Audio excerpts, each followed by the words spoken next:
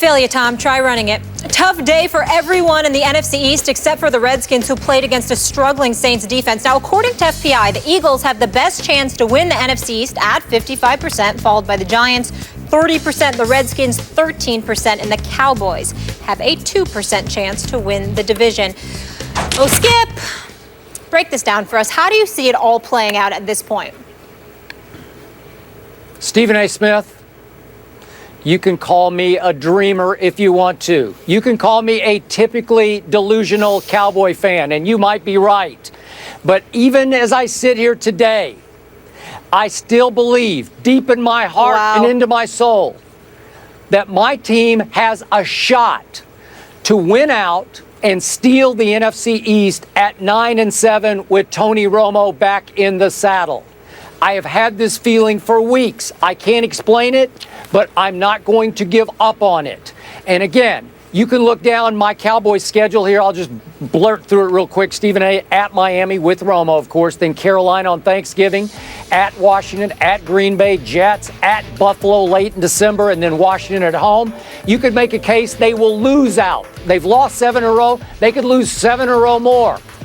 14 straight losses. You could make that case.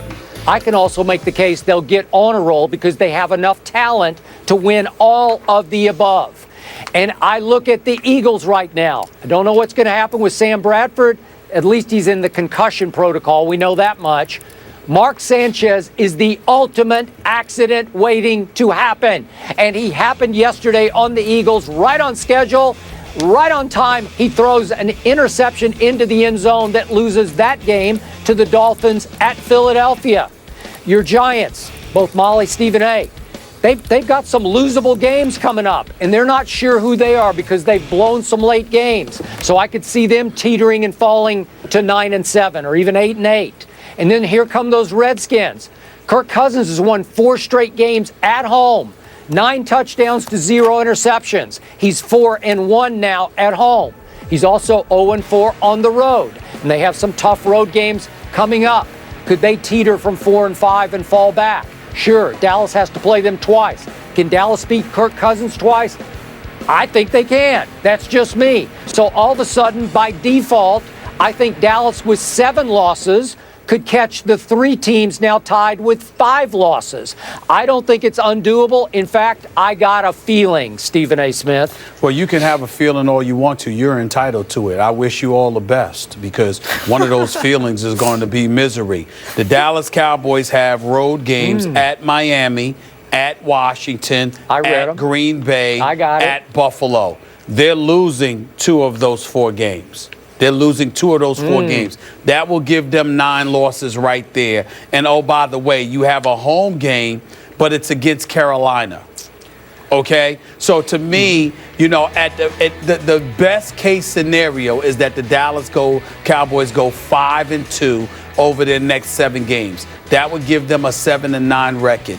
I didn't want to say it a bit earlier in the show, but the more I look at the schedule, the more I'm thoroughly convinced it's pretty much over for the Cowboys. Your season is done. I'll say it. I'll go in the opposite direction because I don't see you going 7 straight. I could see you potentially going 5-2, winning a few games that people don't expect you to win, but you're not going undefeated. You're going to lose 2 of these games. I don't know who. You could lose at home to Carolina. You could lose on the road to Green Bay or Washington or Buffalo. It'll be 2 of those 3. You're probably going to end up going 6-10, possibly 7-9. But that's the best to hope for. I think the Giants have the outside shot at winning this. I think the Eagles are still formidable. They can't be sneezed upon because I think that they can put up points and anything could happen. I'm not sold on the Redskins. I know that Kirk Cousins had a field day, but here's all you need to know. According to numerous reports that are out there, if Rob Ryan hasn't been fired yet from New Orleans as their defensive coordinator, he's on the verge of becoming fired. If indeed that is true, because I don't know it to be true, but I imagine it would be and it should be, because as far as I'm concerned, he should have been fired yesterday. He shouldn't even been allowed to take the bus home, for crying out loud. The defense stinks. They're putrid. He's lucky to have a job at this particular moment in time. Had he gotten a haircut and lost some weight, maybe he would have been a head coach. He wouldn't have been in a position where he had to be the defensive coordinator, and as a result, would have been able to disguise some of his flaws, and he might still be employed after the day. But that doesn't appear to be the case. In the end, what it comes down to is that it was against New Orleans. So I'm not getting caught up in Kirk Cousins going 20 for 25, 324 yards, or 514 yards total because Alfred Morris showed up and they decided to give him the ball, okay, along with others. I'm not getting caught up in all of that. The Redskins looked great yesterday, but it was because they were going against the New Orleans Saints, who don't have a defense. They stink, and that's what this really comes down to. So that's where we are, and I'm not going to pick the Redskins. I'm certainly not going to pick the Dallas Cowboys. It's going to come down to the Giants and the Eagles. I don't know which one it's going to be, but I know it ain't going to be from the nation's capital, and it ain't going to be from Big D.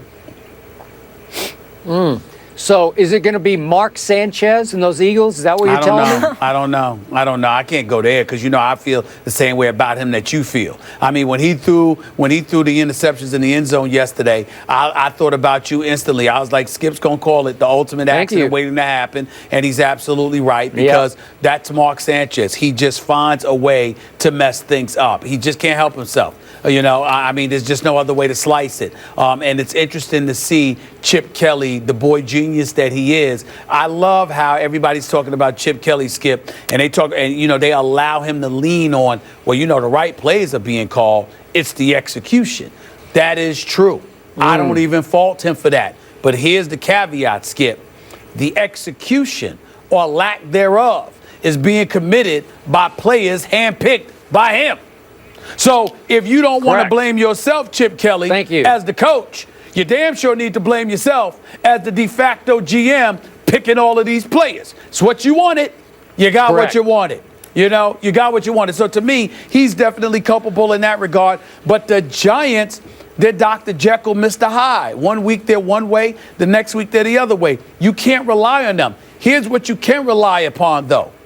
Neither Philadelphia nor New York is going to lose 9 or 10 games this season. That's the difference.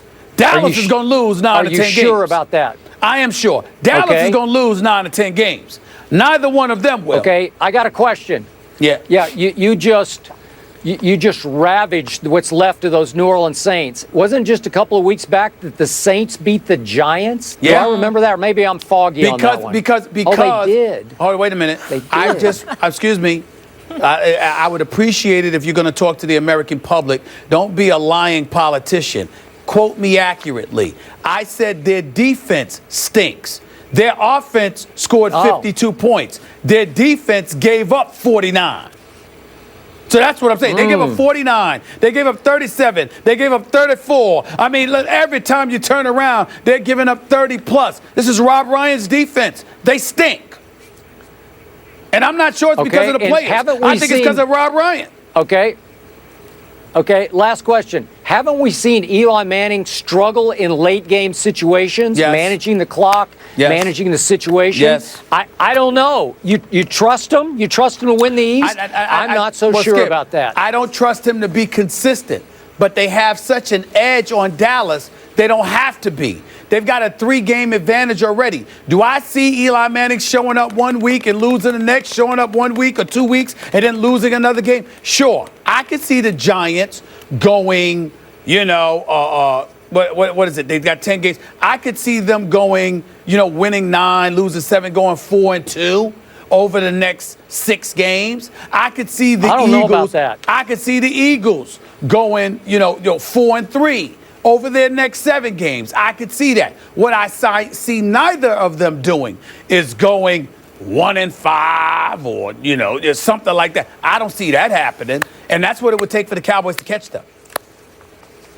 Well, I could see them both going 8-8, and then Dallas would take its chances. We'll see what happens. That's fair. You know You're what? right. I could see the Giants winning a Super Bowl like they do every 4th year, and they've won one at 9-7. So there is a chance for your Cowboys, Yes, Mr. Bayless. Dan, your objectivity is so beautiful to watch.